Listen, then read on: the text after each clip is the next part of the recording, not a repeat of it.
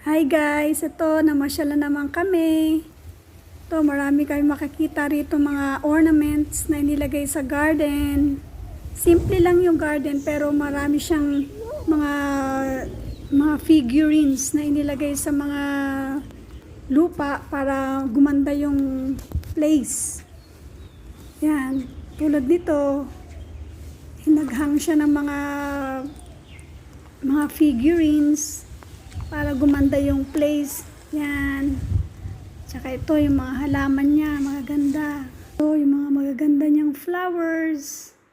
May red, may yellow. Ito yung mga maliliit niyang mga figurines na pinaglalagay sa lupa para gumanda yung kanyang arrangement. Ang display niya sa kanyang garden.